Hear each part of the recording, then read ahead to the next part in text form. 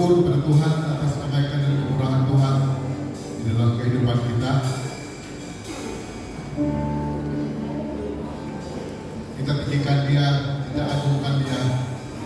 Mari kita menyembah Tuhan bebas memiliki anugerah Tuhan dalam kehidupan kita.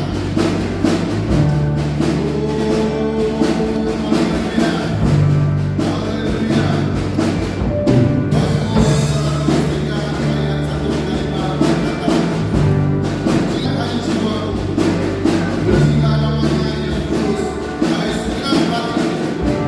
Pujilah Tuhan, hai jiwaku.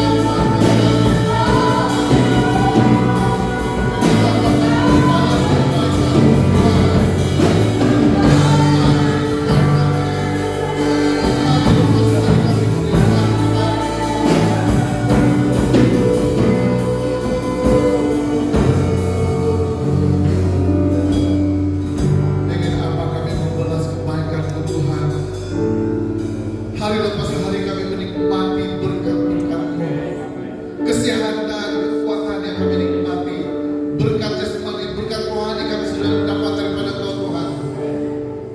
Selayaknya kami meninggikan Engkau sebagai Tuhan dan Raja kami dan penyelamat kami. Kami mau menyembah-Mu Tuhan. Segenap hati kami Tuhan, seluruh jiwa raga kami Tuhan, kami mau serahkan kepada-Mu Tuhan. Ini kami Tuhan, kami mau lebih daripada segalanya Tuhan. Kami mau dibasuh dengan darah-Mu Tuhan, dibasuh dengan darah anak domba. Kami mau bibir kami dijamah Tuhan, hati kami diluruskan oleh Tuhan Roh Tuhan. Ini kerinduan kami Tuhan.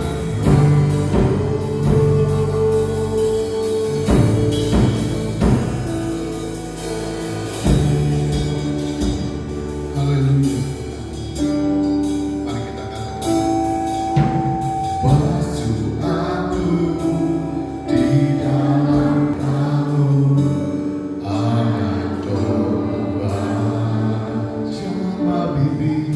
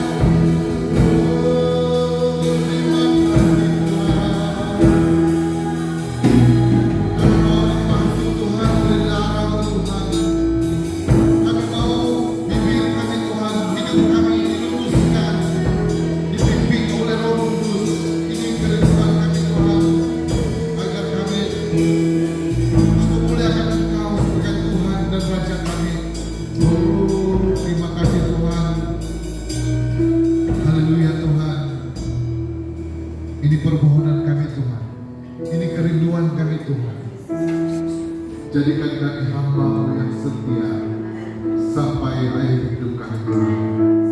Haleluya. Semua kita katakan amin. Oke, salam dulu. Sempena hari kanak-kanak, sempena hari pelayanan kanak-kanak, saya minta supaya semua anak-anak ke depan dan para guru juga ada di hadapan ini. Kita akan sama-sama berdoa bersyafaat pada hari ini khusus untuk pelayanan ini. Ya, jadi saya minta anak-anak berdiri di hadapan di sini dan menghadap di depan. Kemudian di belakang itu para guru-guru yang melayani dan nanti saya minta pastor bersama di hadapan ini nanti yang akan berdoa mengakhiri doa berkat ini. Oke, mari semua anak-anak dan juga para guru yang melayani. Dan hari ini kita mau berdoa khusus untuk ini, doa syafaat kita khusus untuk pelayanan anak-anak.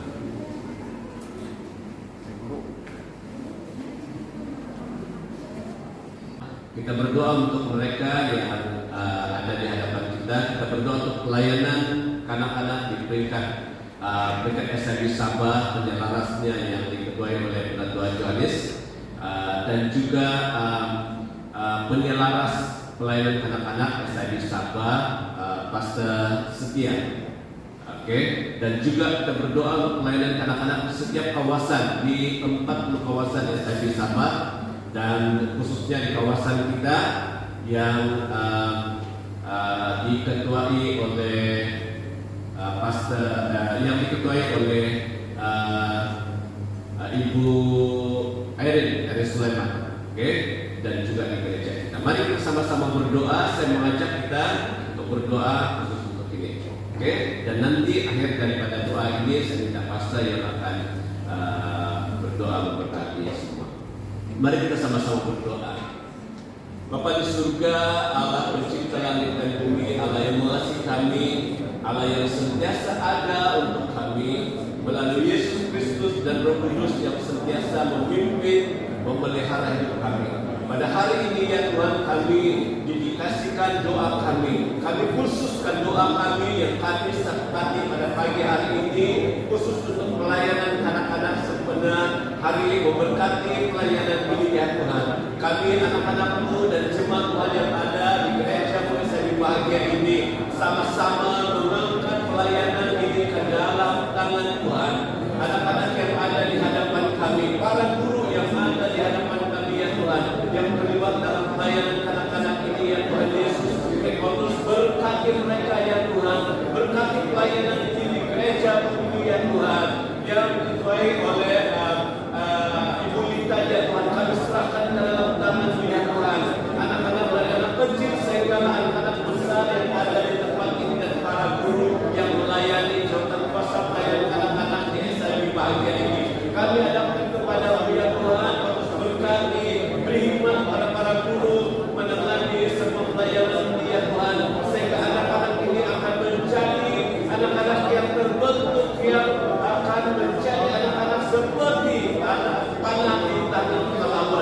Tuhan, kami berdoa ya Tuhan, anak-anak akan terdidik dan kebenaran firman-Mu.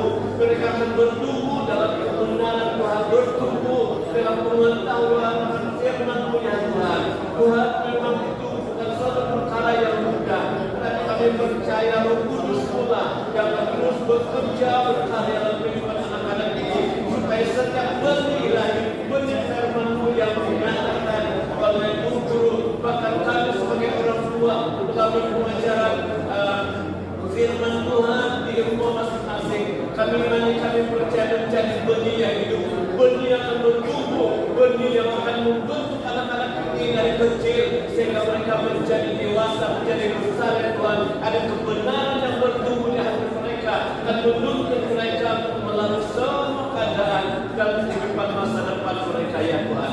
Kami juga berdoa memberkati ya Tuhan pelayanan kanak-kanak di kawasan ini yang diketuai oleh Ibu Erin Sulaiman. Kami serahkan ke dalam tangan-Mu bimbing kanak-kanak ini agar terus berpilih hikmat untuk meneruskan pelayanan dan menanamkan aktiviti-aktiviti yang tepat ya Tuhan, sehingga menggerakkan pelayanan setiap gereja untuk terus-menerus bertumbuh ya Tuhan, bergerak dan terus-menerus dapat melaksanakan tugas pelayanan yang Tuhan percayakan di gereja-gereja kawasan ini. Tuhan, kami berdoa memberkati pelayanan di SID Sabah diketuai oleh Tuan Yohanes dan penyelaras pelayanan SID Sabah yang diketuai ataupun yang dikendalikan oleh Pastor Setia. Kami serahkan ke dalam tangan-Mu ya Tuhan, juga Engkau memberikan hikmat penyertaan Tuhan di dalam semua perancangan aktiviti di seluruh SID ini ya Tuhan, sehingga kawasan-kawasan gereja-gereja Tuhan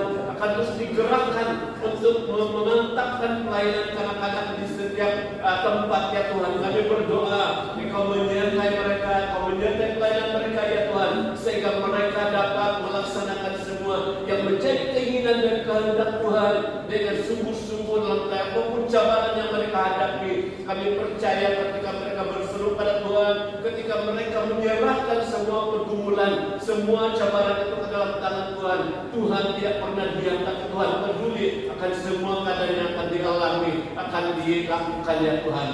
Kami juga berdoa pada pagi ini secara khusus ya Tuhan untuk seorang anak daripada keluarga besar kami ini, anak kepada Ibu Widi dan Bapak Tenggen ya Tuhan, yang mengalami kemelangan jalan raya ya Tuhan, dan sudah sedang dalam rawatan di hospital. Kami adakan kepada-Mu ya Tuhan, kami mau campur tangan-Mu ya Tuhan Yesus Kristus, sehingga memberi hikmat pada para dokter untuk merawat ya Tuhan, sehingga kaki yang patah akibat kemelangan ini ya Tuhan Yesus dapat pemulihan dari Tuhan. Kuasa benar-benar-Mu, oleh kuasa darah-Mu ya Tuhan, dia dikuatkan dan dipulihkan Tuhan, dan rencana penyembuhan yang seperti yang Kau inginkan akan terjadi kepada Ijul di dalam nama Tuhan Yesus. Kami sehatkan kemenangan ini bagi anak-anak Tuhan yang berseru dan berharap senantiasa kepada-Mu. Terima kasih Tuhan, terpujilah nama-Mu ya Tuhan. Haleluya. Kemuliaan hanya bagi Tuhan, kemuliaan hanya bagi nama Tuhan. Bapa di surga, kami bersyukur karena pada pagi hari ini kami dapat melihat anak-anak kecil yang ada di depan kami ini. Dan kami berdoa memberkati mereka ya Bapa, mendoakan mereka supaya pertumbuhan jasmani mereka, pertumbuhan hikmat juga, pertumbuhan kerohanian mereka juga senantiasa tumbuh bersama-sama ya Tuhan. Dan kami berdoa ya Bapa supaya anak-anak ini terus dimenangkan dalam kehidupan mereka dan terus berteguh di dalam Engkau ya Bapa. Tuhan Yesus, kami berdoa supaya walaupun mereka masih kecil, tetapi mereka sudah percaya kepada Tuhan Yesus, berharap kepada Tuhan Yesus, dan melakukan apa yang Tuhan Yesus kehendaki dalam kehidupan mereka ya Bapa.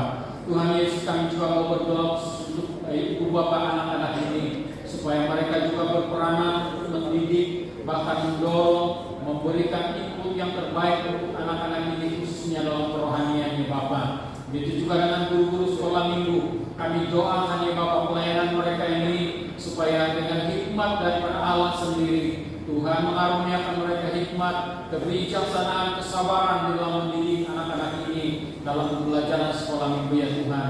Ke depan ini ya Bapak, kami serahkan seluruh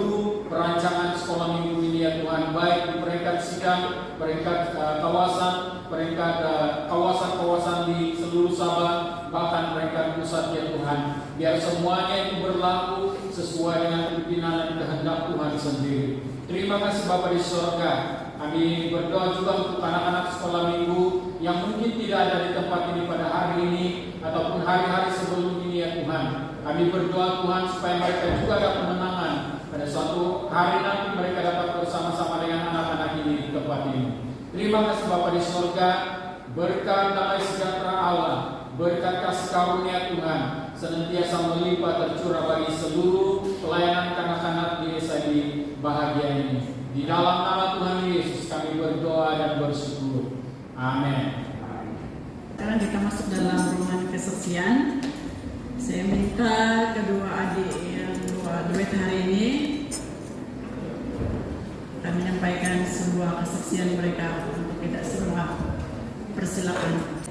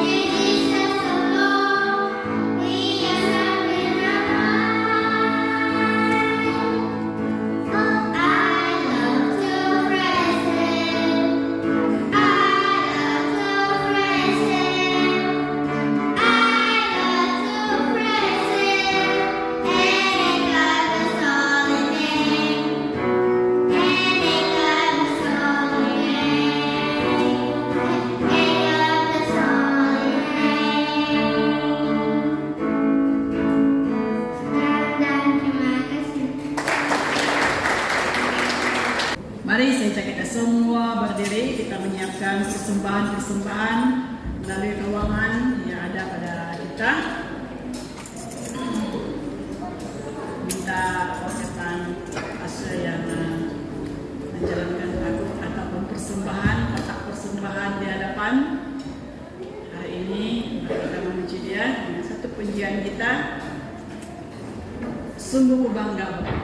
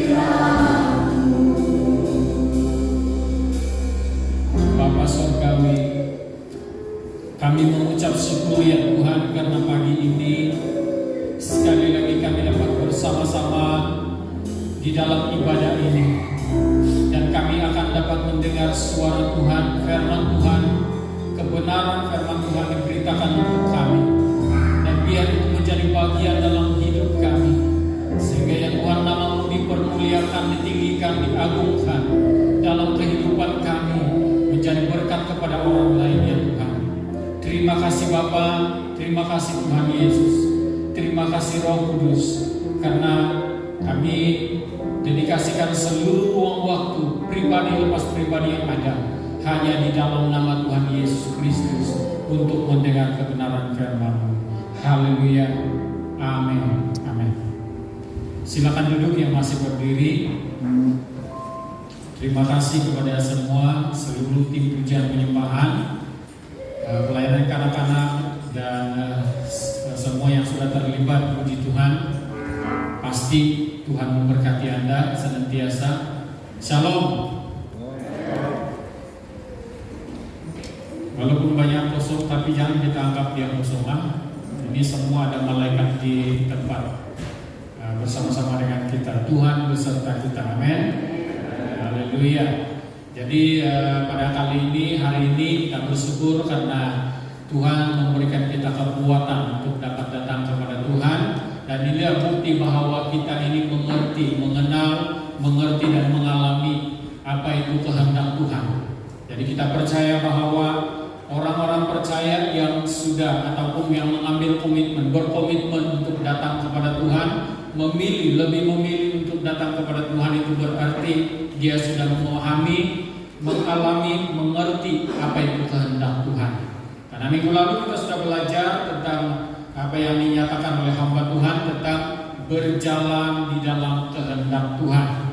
Nah, pada kali ini saya akan membawa kita bersama-sama dengan tema yang hampir sama juga, yaitu hidup di dalam kehendak Tuhan. Nah, hidup dalam kehendak Tuhan. Ada yang bertanya bagaimana sebenarnya kehendak Tuhan, ataupun apa yang dikehendaki Tuhan dalam kehidupan dia. Sebenarnya itu kita tidak perlu persoalkan, sebab nyata sekali dalam firman Tuhan ataupun dalam Alkitab kita sudah membaca bahwa hidup kita ini, bila kita hidup kita ini senantiasa dapat melihat apa yang dikehendaki oleh Tuhan sebenarnya, hidup sesuai dengan kehendak Tuhan. Nah, ini tema yang saya membawakan untuk kita pada pagi hari ini. Jadi sesuai dengan kehendak Tuhan, hidup sesuai dengan kehendak Tuhan. Minggu lalu berjalan dalam kehendak Tuhan. Nah, seperti yang saya katakan tadi, apa sebenarnya kehendak Tuhan? Itu persoalan orang-orang percaya dan orang-orang yang, apalagi kalau orang-orang yang kurang percaya, dan semestinya bagi orang yang tidak percaya kepada Tuhan. Apa yang dikehendaki Tuhan dalam kehidupan kita, yaitu mendekat kepada Tuhan, menyerah kepada Tuhan, hidup sesuai dengan kehendak Tuhan. Nah, bagaimana kita mau menyesuaikan diri untuk hidup dalam kehendak Tuhan? Mari saya bawa kita untuk membacakan satu petikan firman Tuhan yang terdapat di dalam Roma pasal 12 ayat 1 sampai ayat yang ke-8. Roma 12 ayat 1 sampai ayat yang ke-8. Sebenarnya ayat ini kalau dalam tahun ini sudah beberapa kali kita membacanya dan kita telah mendengar khutbah daripada ayat ini di dalam gereja ini, apalagi kalau kalian seringkali mendengar khutbah-khutbah di YouTube, juga mungkin untuk kesekian kali kita membaca, tapi tidak apa-apa, karena ini adalah firman Tuhan yang kita rindukan, yang kita perlukan dalam kehidupan. Roma pasal 12 ayat 1 sampai ayat yang ke-8, tulisan pekat hitam di atas, persembahan yang benar. Karena itu saudara-saudara, demi kemurahan Allah aku menasihatkan kamu supaya kamu mempersembahkan tubuhmu sebagai persembahan yang hidup, yang kudus dan yang berkenan kepada Allah. Itu adalah ibadahmu yang sejati. Janganlah kamu menjadi serupa dengan dunia ini, tetapi berubahlah oleh pembaharuan budimu, sehingga kamu dapat membedakan manakah kehendak Allah, apa yang baik dan yang berkenan kepada Allah dan yang sempurna. Sekali lagi saya ulangi, janganlah kamu menjadi serupa dengan dunia ini, tetapi berubahlah oleh pembaharuan budimu, sehingga kamu dapat membedakan manakah kehendak Allah, apa yang baik, yang berkenan kepada Allah dan yang sempurna. Ayat 3, berdasarkan kasih karunia yang dianugerahkan kepadaku, aku berkata kepada setiap orang di antara kamu, janganlah kamu memikirkan hal-hal yang lebih tinggi daripada yang patut kamu pikirkan, tetapi hendaklah kamu berpikir begitu rupa sehingga kamu menguasai diri menurut ukuran iman yang dikaruniakan Allah kepada kamu masing-masing. Yang keempat, sebab sama seperti pada satu tubuh kita mempunyai banyak anggota, tetapi tidak semua anggota itu mempunyai tugas yang sama. Demikian juga kita, walaupun banyak, adalah satu tubuh di dalam Kristus, tetapi kita masing-masing adalah anggota yang seorang terhadap yang lain. Demikianlah kita mempunyai karunia yang berlain-lainan menurut kasih karunia yang dianugerahkan kepada kita. Jika karunia itu adalah untuk bernubuat, baiklah kita melakukannya sesuai dengan iman kita. Jika karunia itu untuk melayani, jika karunia untuk melayani, baiklah kita melayani. Jika karunia untuk mengajar, baiklah kita mengajar. Jika karunia untuk menasihati, baiklah kita menasihati. Siapa yang membagi-bagikan sesuatu, hendaklah ia melakukannya dengan hati yang ikhlas. Siapa yang memberi pimpinan, hendaklah ia melakukannya dengan rajin. Siapa yang menunjukkan kemurahan, hendaklah ia melakukan dengan sukacita. Nah, pembacaan begitu panjang, 8 ayat yang kita baca pada pagi hari ini. Dan seperti yang saya sudah nyatakan tadi, bahwa tema untuk renungan pada pagi hari ini yaitu hidup sesuai dengan kehendak Tuhan. Nah, menurut keseluruhan pembacaan kita sebentar tadi, ada beberapa ataupun ada banyak ungkapan-ungkapan yang merupakan perintah ataupun tuntutan di dalam pembacaan sebentar tadi yang perlu kita ikuti, yang perlu kita lakukan. Dan untuk melakukan semuanya itu tidak terlalu susah, bahkan juga tidak terlalu senang untuk melakukan semuanya itu. Kalau tiada penyerahan memang kita tidak dapat lakukan. Nah, dengan penyerahan kita dapat melakukan semua yang dituntut sebentar tadi, yaitu apa yang dikatakan oleh Paulus untuk jemaat di Roma. Dia katakan di sana dalam ayat yang pertama,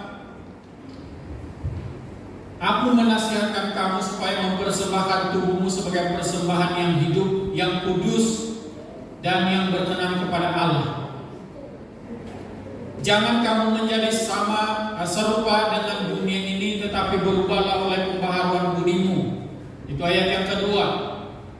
Ayat yang ketiga, jangan kamu memikirkan hal-hal yang lebih tinggi dan daripada yang patut kamu pikirkan, tetapi hendaklah kamu berpikir begitu rupa sehingga kamu menguasai diri menurut ukuran iman yang dikaruniakan Allah kepadamu.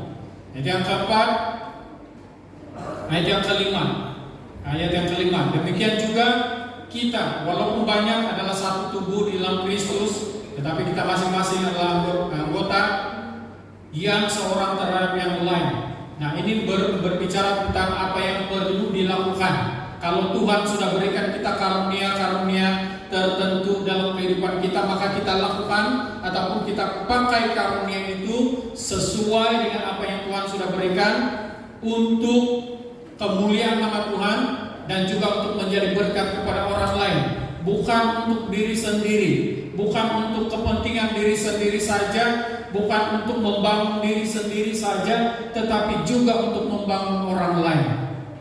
Jadi kalau ada yang membangun diri sendiri saja itu tidak masih apa ini Tuhan tuntut dalam diri kita supaya kita melakukan untuk orang lain juga, supaya orang lain boleh dibangun. Kita dibangun, kita semakin bertumbuh, maka orang lain pun semakin bertumbuh. Tetapi kalau kita biarkan orang lain ataupun hanya untuk diri kita sendiri saja, itu berarti kita berjalan di dalam kehidupan yang tidak sesuai dengan kehendak Allah. Tuhan menghendaki supaya kita bertumbuh dan orang lain pun bertumbuh, menjadi berkat kepada orang lain. Nah, saudara dikasih Tuhan, kembali kepada tema sebentar tadi. Seperti yang saya sudah katakan dalam pembacaan tadi, beberapa ayat ataupun beberapa pemberitahuan Paulus kepada jemaat di Roma ini juga pemberitahuan untuk kita supaya kita lakukan. Hendaklah kamu lakukan ini, hendaklah kamu melakukan ini, kata firman Tuhan sebentar tadi. Maka perlu kita lakukan itu. dengan segenap hati kita, dengan setulus hati kita. Nah, hidup sesuai dengan kehendak Tuhan. Ada beberapa perkara yang kita akan alami. Ada beberapa perkara yang akan kita alami ketika kita mengambil keputusan untuk hidup sesuai dengan kehendak Allah. Nah, kenapa saya katakan begini? Sebab kadang-kadang ada orang yang sudah percaya tetapi tidak mengambil keputusan untuk hidup sesuai dengan kehendak Allah. Dia mengambil keputusan untuk hidup sendiri-sendiri, tidak melakukan kehendak Allah, tidak melakukan kehendak firman Tuhan. Dia mau supaya dia hidup menurut kehendak dia, menurut waktu dia, menurut kemampuan dia, menurut apa-apa tentang dia. Nah, saudara dikasih Tuhan, yang pertama, apabila kita mengambil keputusan untuk hidup sesuai dengan kehendak Allah, yaitu dalam firman Tuhan sebentar tadi, mempersembahkan tubuh kita sebagai persembahan yang hidup, yang kudus, berkenan kepada Tuhan, berubah daripada kehidupan lama menjadi kehidupan yang baru, melakukan pelayanan-pelayanan yang Tuhan percayakan kepada kita, maka kita akan mengalami apa yang namanya, yang pertama, kita akan mengerti tentang kehidupan. Kita akan lebih mengerti tentang kehidupan ini. Kita akan lebih mengerti siapa kita. Kita akan lebih mengerti kenapa kita hidup pada hari ini. Kita akan lebih mengerti bagaimana cara untuk hidup. Nah, ini merupakan hal-hal yang perlu kita tahu. Mungkin selama ini kita belum tahu bagaimana cara untuk hidup. Cara untuk hidup di dalam Tuhan maksud dia. Beberapa hari yang lalu saya diperlihatkan dengan sesuatu. Ini bukan penglihatan secara alam roh, tetapi saya melihat suatu keadaan dalam kehidupan harian manusia. Ada orang dalam kehidupan kita ini, ada orang yang saya lihat dan dalam hati saya berbicara, macam mana dia boleh memikirkan masa depan dia ini? Apa yang dia mau lakukan sehingga ketika pergi ke Sepitang, saya melihat ada beberapa orang yang suka jalan kaki. Maksud dia yang tidak berapa betullah pikiran dia. Bagaimana dengan kehidupan mereka ini? Apakah mereka ini mengerti akan hidup mereka atau tidak? Nah, saya teringat dengan satu, ini bukan ilustrasi tetapi ini kejadian betul-betul, di mana ada seorang yang kurang waras ataupun dalam bahasa kasarnya gila, orang gila. Dia sedang duduk-duduk dan isap rokok di tepi bangunan kedai. Dan pada beberapa hari sebelum itu ada suatu tempat hutan yang terbakar. Dan terbakar dan memang bukit itu hangus habis, hampir membakar rumah-rumah yang ada di sekitar. Lalu orang-orang yang pergi ke kedai itu bercerita tentang kebakaran yang berlaku beberapa hari yang lalu. Lalu mereka sengaja untuk menyindir si orang gila ini. Mereka katakan, hei, ini bukit ataupun ini hutan ini tidak terbakar ini kalau bukan ada orang gila yang dibakar, dia bilang. Jadi tersinggung ini si orang gila. Ini si orang gila katakan, kamu ingat saya satu orang saja kayak gila di sini. Jadi dia tersinggung. Berarti dia masih ada perasaan. Dia tahu yang dia itu sedang tidak waras. Tetapi dia ada perasaan tersinggung. Dia katakan, kamu ingat saya satu orang saja kayak gila di sini, dia bilang. Jadi berarti dia ada perasaan tersinggung itu masih ada, tetapi dia tidak tahu tujuan hidup dia kemana harus dia pergi, apa yang perlu dia lakukan. Yang penting dia tahu minta makan, minta makanan, dia tahu minta rokok, dia tahu mau minum dan sebagainya. Dia tahu berjalan dan arah tuju dia tidak tahu kemana. Jadi begitu juga kadang-kadang ada orang yang kita lihat ataupun ada orang yang tidak tahu arah tuju hidupnya. Dia berpikir tapi dia tidak sampai kepada pikiran dia. Dia berpikir dia mau pergi, dia mau melakukan sesuatu tetapi dia tidak dapat mengalahkan perasaan yang tidak tahu dia. Dia begitu memikir-mikir tetapi dia tidak tahu apa yang dia pikirkan sebenarnya. Maksud saya, karena saya mengalami hal seperti ini dulu. Saya bosan dengan kehidupan yang tidak ada arah tuju. Lalu saya berpikir, macam mana saya mau keluar daripada perkara ini. Saya memikirkan, saya mau pergi ini, saya mau buat ini, saya mau buat ini, saya mau buat ini. Tetapi last saya putuskan untuk tidak mau lakukan itu. Itu maksud dia. Saya putuskan untuk tidak mau lakukan itu karena saya tidak tahu macam mana mau pergi di sana. Begitu juga dengan perubahan hidup. Saya mau ubah kehidupan saya bosan dengan kehidupan yang lama. Saya mau berubah tetapi saya tidak tahu macam mana mau pergi berubah. Mau pergi gereja malu. Mau pergi bersaksi apalagi. Mula-mula pergi gereja karena tengking dalam gereja itu buatkan saya tertolak kembali dari gereja. Sehingga saya tidak mengerti akan hidup saya. Sehingga pada satu kali, tapi saya tidak pernah mengambil keputusan untuk mau bunuh diri. Tapi saya mengambil keputusan untuk mempelajari berbagai ilmu yang saya perlu miliki. Dan saya sempat belajar beberapa ilmu yang tidak memuliakan nama Tuhan. Dan ilmu-ilmu itu begitu luar biasa pada waktu itu. Tetapi tidak pernah memberikan saya damai, ketenangan, dan tidak pernah memberikan saya sukacita.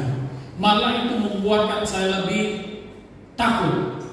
Karena seorang yang baru belajar kunun-kunun waktu itu, bila berjalan saja depan, belakang, kiri, kanan, atas, bawah itu perlu diawasi. Karena ada musuh yang senantiasa membontoti kita, memperhatikan kita. Saya tidak tahu siapa musuh itu dan dari bentuk apa musuh itu, tetapi saya merasakan bahwa itu adalah musuh.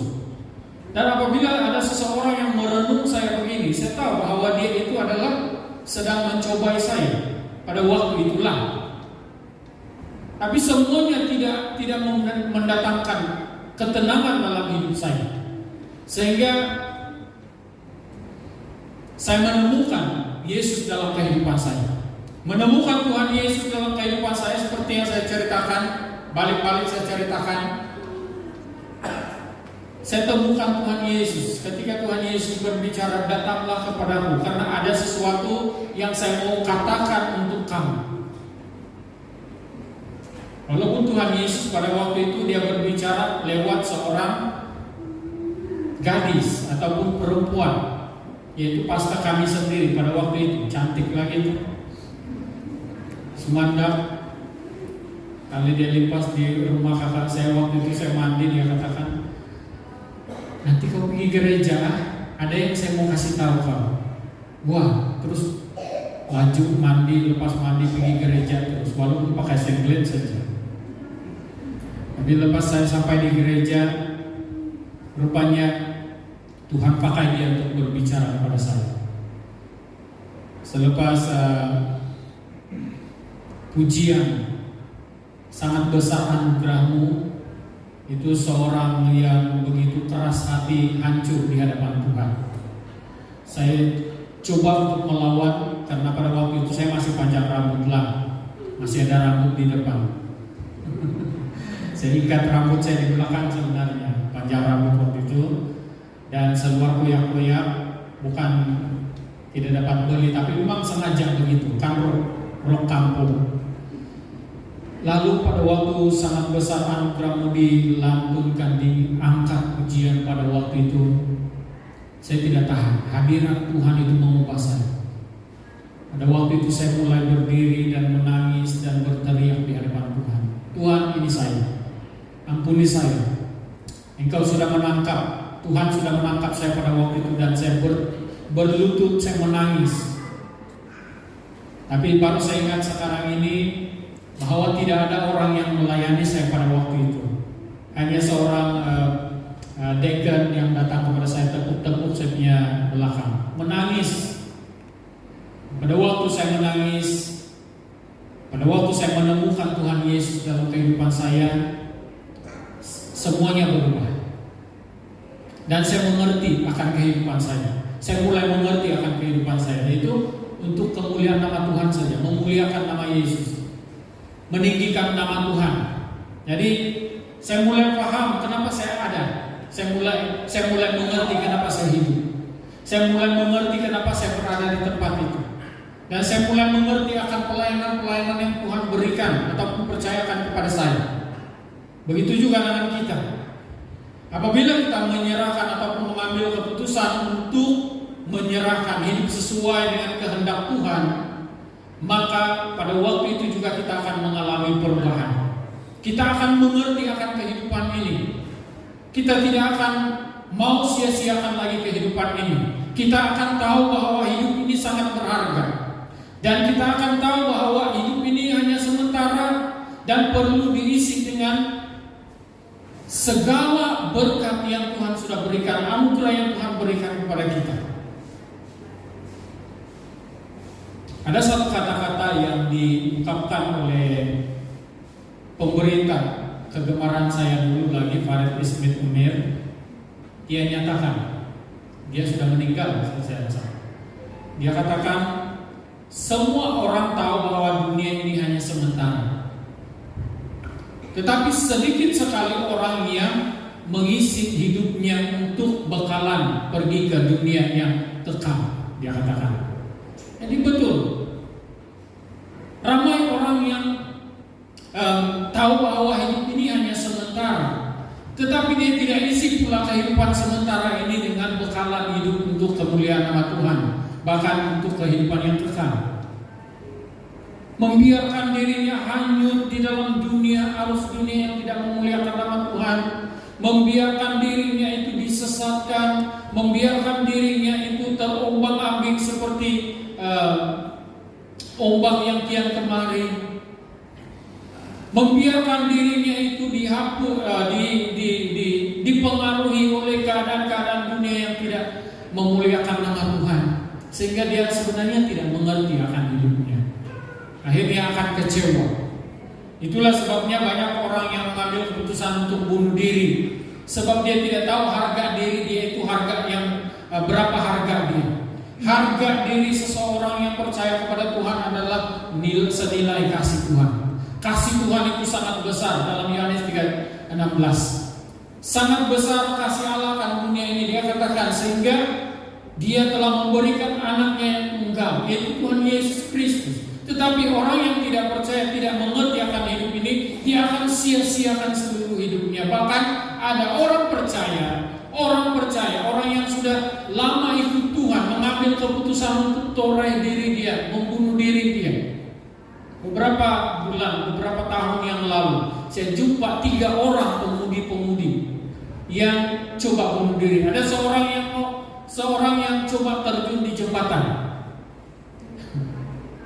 Padahal dia sudah ikut Tuhan, dia sudah melayani.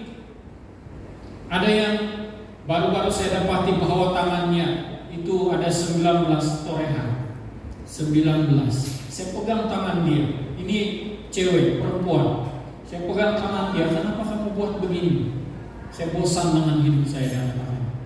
Nah, saudara dikasih Tuhan, kalau dia telah mengambil keputusan untuk hidup sesuai dengan kehendak Tuhan, tidak mungkin dia lakukan hal seperti itu. Tidak mungkin. Karena apabila seseorang yang hidup sesuai dengan kehendak Tuhan, dia akan mendengar ataupun dia akan mengerti kehendak Tuhan, mengerti apa yang Tuhan mau dalam kehidupan dia, dan dia ikut. Nah, kita akan mengerti akan hidup ini, kita paham mengapa dan untuk apa kita hidup, dan juga kita akan senantiasa sadar bahwa segala sesuatu yang terjadi dalam kehidupan kita ini adalah dalam pimpinannya Tuhan. Sama ada waktu kita sakit, waktu kita mengalami musibah, waktu kita mengalami apa saja, sukacita, duka cita, baik maupnya dalam kehidupan itu, ada rencana Tuhan dalam hal itu. Jadi kita dapat pahami itu, kita akan dapat pahami itu. Tetapi kalau orang yang tidak mengerti akan kehidupan dia, apabila dia menemukan masalah, dia akan mulai mempersalahkan Tuhan. Tuhan, kenapa ini begini? Mengapa ini terjadi, Tuhan? Saya pernah persalahkan Tuhan dalam hidup. Dan 2 kali saya persalahkan Tuhan. Yang pertama, ketika selepas kami kawin dan setelah menunggu 9 bulan untuk kelahiran baby, dan waktu menunggu itu begitu excited sekali karena anak pertama. Ada waktu saya suka kalau anak pertama itu anak perempuan sebenarnya.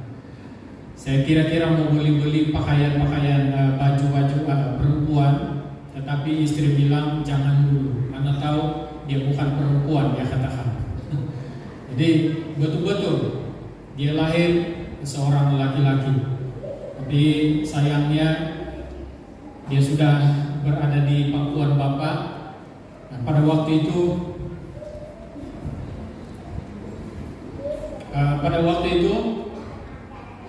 saya datang pergi gereja, saya berdiri di mimbar seperti ini, dan saya berdoa kepada Tuhan. Tuhan, saya katakan, saya telah berikan hidup saya untuk pelayanan-Mu. Saya telah berikan hidup saya untuk melayani di hadapan-Mu. Lihat Tuhan, di luar sana ada banyak orang yang membuang anak-anak yang tidak mereka inginkan. Kami yang mengharapkan anak, ya Tuhan, kenapa Engkau ambil?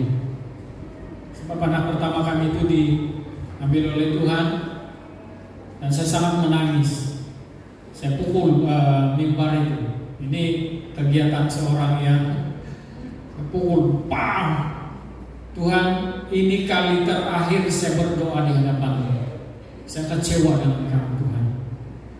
Tapi Tuhan diam, Dia berdiam. Dia hibur saya, Dia berikan saya kekuatan. Dia bawa saya kembali dalam pelayanan.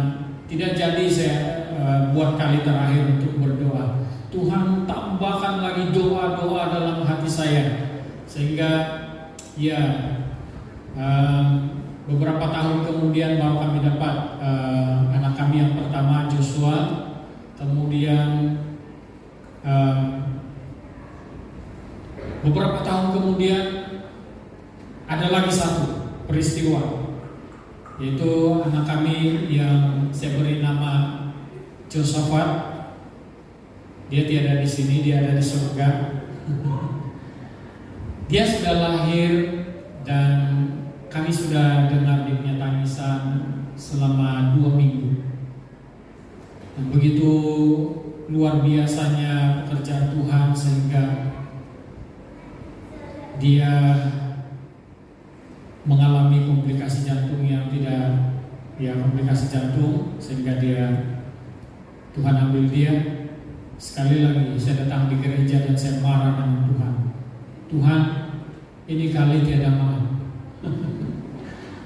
Saya begitu hancur hati saya berdoa di hadapan Tuhan. Saya katakan, Tuhan, kenapa ini begini? Tapi Tuhan, waktu itu baru Tuhan berbicara kepada saya. Waktu itu baru Tuhan lakukan sesuatu dalam hidup saya. Waktu saya menangis, waktu saya marah, betul-betul marah, Tuhan kunci hati saya. Dia katakan, kamu harus bersukacita, karena sekurang-kurangnya ada 2 orang yang tunggu kamu di surga. Waktu itu saya mulai tertawa. Waktu itu saya mulai tertawa, dan saya mulai pukul saya punya tangan. Saya cubit saya punya pipi. Saya gila sudah kayaknya. Harap-harap belum gila. Tapi memang Tuhan katakan tidak. Kamu ada sukacita. Ingat bahwa ini akan menjadi kesaksian kamu bila kamu berada di pelayanan yang lebih besar, dia katakan. Jadi Itulah yang terjadi. Nah, menyadari bahwa segala sesuatu yang berlaku itu sebenarnya adalah dalam pimpinan Tuhan. Itulah keadaan orang yang mengerti akan hidupnya.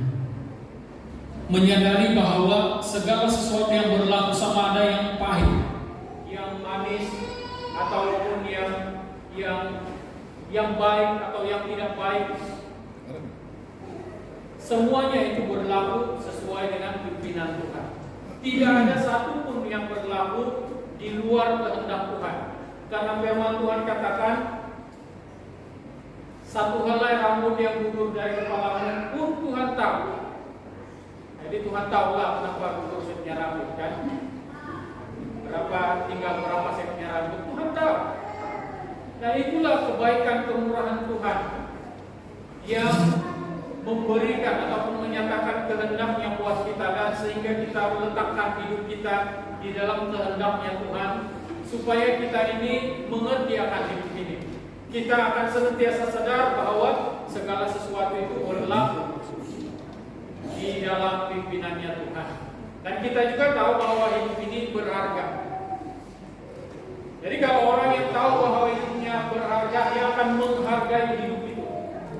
Dia akan menghargai kehidupan kita. Kita akan menghargai kehidupan kita. Kita tidak akan mensia-siakan segala sesuatu yang ada dalam kehidupan kita. Masa kita tidak akan sia-siakan.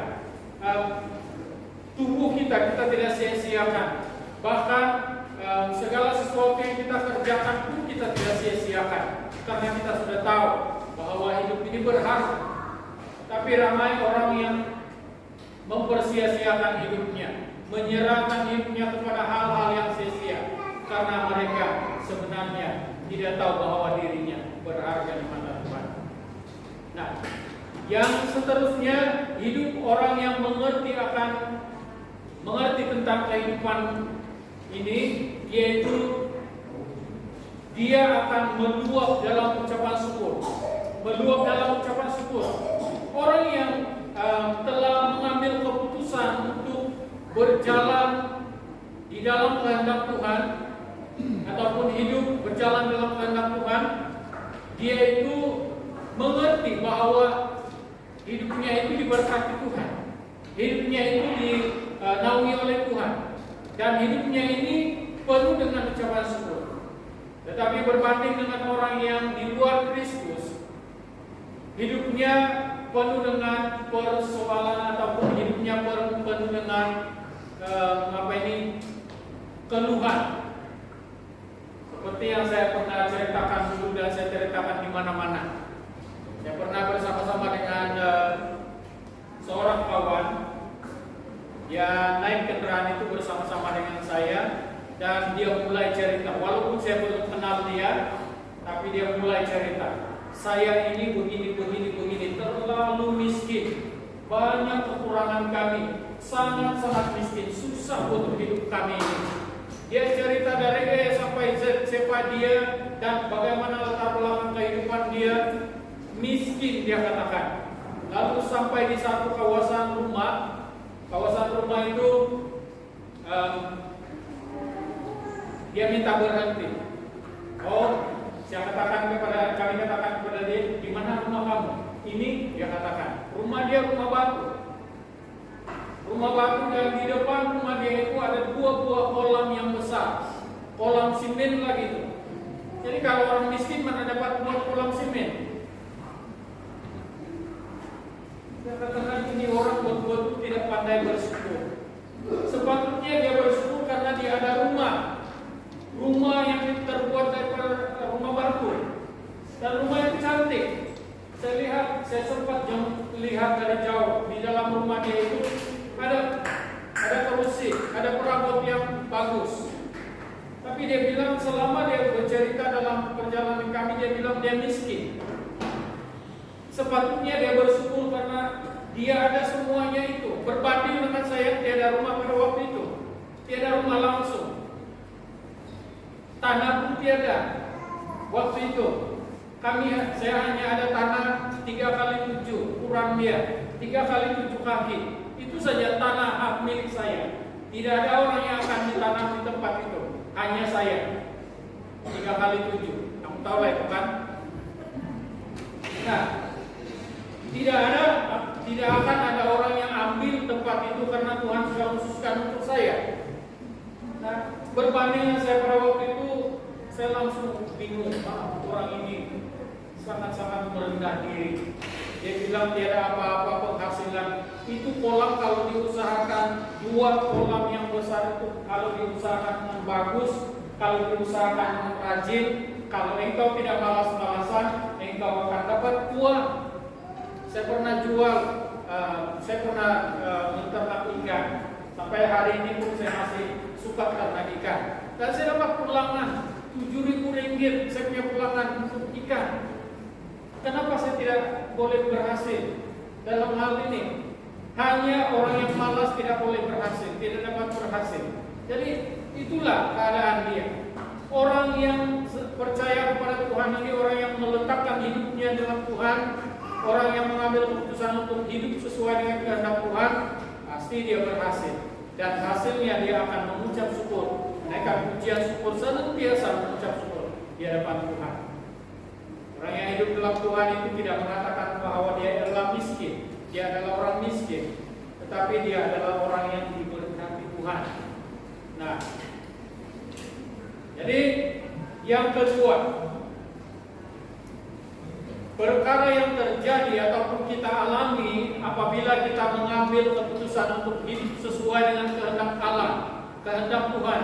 Yang kedua ialah kita mengenal jalan yang benar. Kita akan berjalan di dalam jalan yang benar. Kita akan menyatakan jalan yang benar kepada orang lain. Kita akan mengenali jalan hidup yang benar. Kalau kita merujuk kepada Yohanes 14 ayat yang ke-6, Tuhan Yesus sendiri yang mengatakan bahwa Akulah jalan, kebenaran dan hidup. Tidak seorang pun yang datang kepada Bapa kalau tidak melalui Aku. Dan inilah yang dilalui oleh orang-orang yang meletakkan hidupnya di dalam Tuhan, yang mengambil keputusan untuk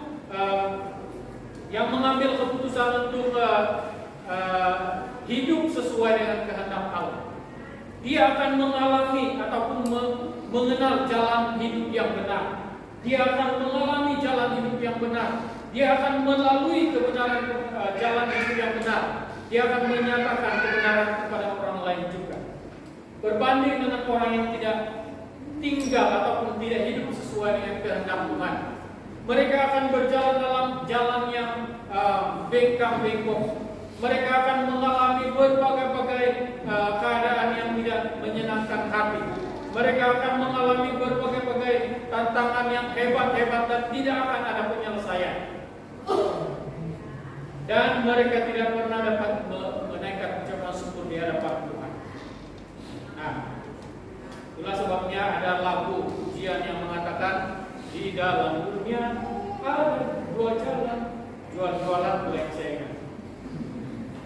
Ada yang menyanyikan lagu ini dengan begitu cepat, yang katakan di dalam dunia ada jual-jualan, ingat menjual. Macam waktu saya jual ikan itu, ingat bisnis saja ikan kecil begini pun 50 sen. Ya kan bukan senang masih makan ikan. Ikan piara saja itu ikan begitu, mesti kasih makan juga.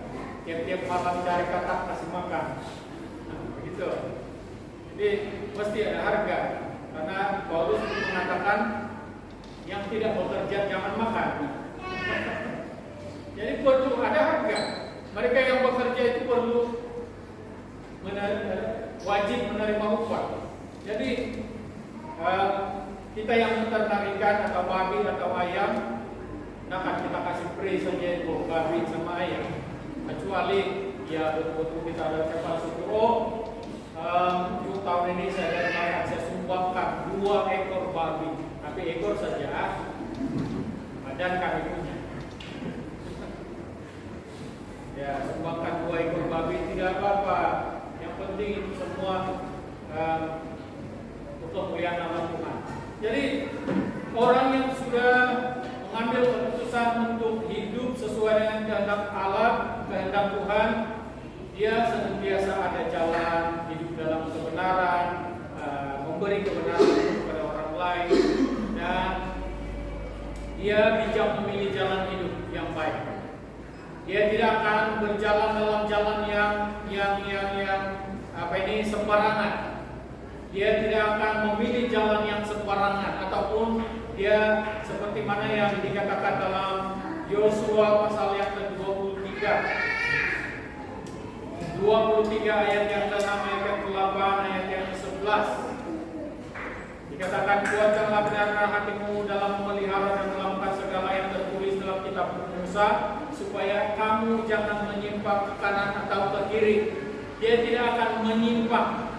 Dia akan fokus dengan perjalanan hidupnya karena dia sudah berjalan di dalam kehendaknya Tuhan. Nah, jadi inilah keuntungan dan pengalaman yang akan dialami oleh orang-orang yang mengambil keputusan untuk hidup sesuai dengan kehendak Tuhan. Dan yang ketiga, orang yang sudah mengambil keputusan untuk hidup sesuai dengan kehendak Tuhan, dia akan mengalami suatu pengalaman lagi, yaitu dia tahu membedakan antara yang baik dan yang jahat atau yang buruk. Dia tahu membedakan yang tulen dan yang palsu. Dia tahu membedakan mana yang terbaik dan yang terbalik. Dia tahu membedakan mana yang baru dan yang mana yang bau. Dia tahu membedakan mana yang cantik dan yang tidak cantik. Ini yang terjadi dalam kehidupan orang percaya yang meletakkan hidupnya di dalam kehendak Tuhan. Dia tahu membedakan. Dia tahu membedakan kalau itu adalah suara Tuhan ataupun suara hantu. Dia tahu membedakan kalau itu adalah suara orang yang percaya ataupun orang yang tidak percaya. Dia tahu kalau ada pengaruh-pengaruh yang datang pun, ajaran-ajaran yang datang pun, dia tahu membedakan mana ajaran yang bagus dan mana ajaran yang sesat. Karena dalam firman Tuhan sudah nyata, Alkitab mencatatkan bahwa akan datang penyesat-penyesat, akan datang penyesatan, akan terjadi penyesatan dalam dunia ini, dan akan ada penyesat-penyesat yang timbul di muka bumi ini. Dan kalau orang tidak meletakkan hidupnya di dalam kehendak Tuhan ataupun sesuai dengan kehendak Tuhan, dia akan mudah terpengaruh, disesatkan, dan menjadi penyesat. Oleh sebab itu, saudara yang dikasihi Tuhan, kita ambil maklum dalam hal yang ketiga ini, yaitu orang percaya yang sudah meletakkan hidupnya di dalam Tuhan, dalam kehendak Tuhan, dia punya pengetahuan membedakan antara yang baik dan yang buruk. Kadang-kadang kita ini kalau kita membeli buah, plum ataupun mangga, kita sudah biasa. Kita sudah biasa kalau mau cek satu persatu itu, ya makan masa yang lama. Kadang-kadang nampak cantik saja kita muat saja dalam timbangan lalu bawa pulang.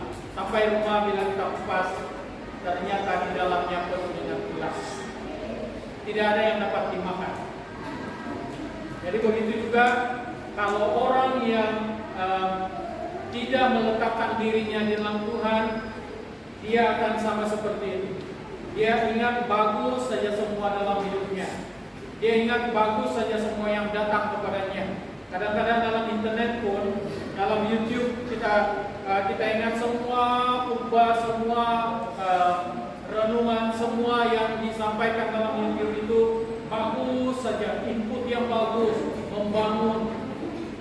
Betul mungkin membangun, tetapi awas, ingat bahwa ada di antara pengajaran-pengajaran yang terselip di dalam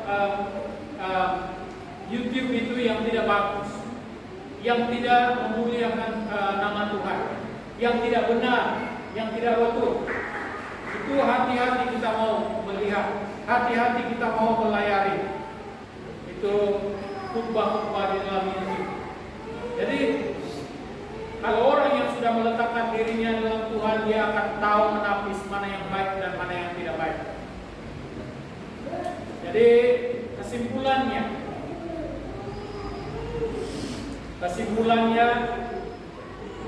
kita kembali kepada kehendak Tuhan.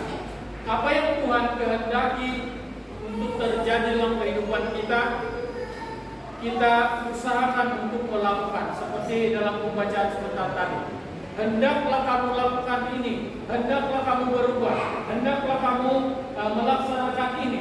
Itu yang Tuhan kehendaki dalam kehidupan kita. Maka kita lakukan itu dengan hati yang sepenuhnya, sepenuh hati dalam Tuhan.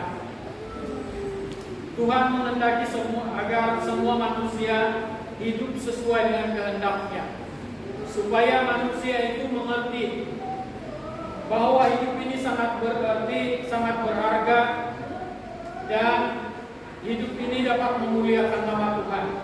Dan yang kedua, Tuhan menghendaki agar semua manusia itu hidup sesuai dengan kehendaknya, agar manusia ini mengenal jalan hidup yang benar, menikmati jalan hidup yang benar, dan dapat mengkongsikan hidup yang benar kepada orang lain, dan orang lain mengalami kebenaran itu.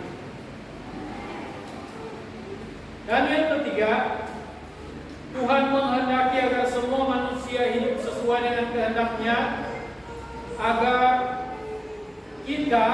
manusia itu tahu membedakan manakah yang baik, mana yang lebih baik, mana yang berkenan kepada Tuhan, mana yang dapat memuliakan nama Tuhan.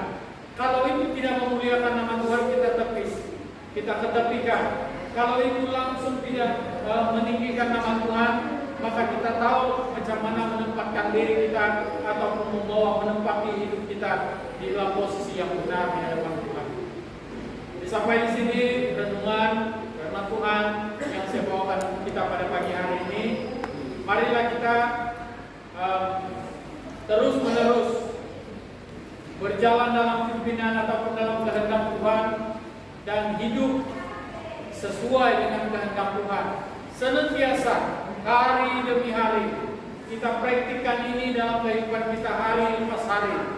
Dan saya percaya 3 perkara yang kita pelajari pada pagi hari ini itu akan menjadi bagian yang terindah dalam kehidupan kita dan kehidupan orang lain. Mari kita berdoa. Bapa di surga, Bapa yang baik dan mengasihi kami mengucap syukur ya Bapa, karena pada hari ini kami dapat bersama-sama melewati keindahan berkat-Mu lewat firman-Mu ya Bapa. Tuhan Yesus, terima kasih untuk apa yang sudah kami dengar pada pagi hari ini. Walaupun hamba-Mu ini sangat terbatas dalam penyampaian, tapi hamba percaya firman-Mu tidak pernah terbatas. Bahkan Roh Allah yang ada pada kami itu tidak pernah terbatas untuk menyatakan ataupun memberi pencerahan kepada kami semua. Terima kasih Bapa di surga. Kami mengucap syukur untuk semuanya ini, dan kami percaya jemaat yang sudah mendengar, mereka sudah mengambil bagian, mereka sudah mendapat bagian yang terbaik daripada kebenaran firman-Mu. Terima kasih Bapa di surga. Di dalam nama Tuhan Yesus kami sudah berdoa dan mengucap syukur. Semua anak Tuhan yang percaya, mari kita sama-sama katakan amin. Baik, Tuhan memberkati kita semua. Selamat pagi.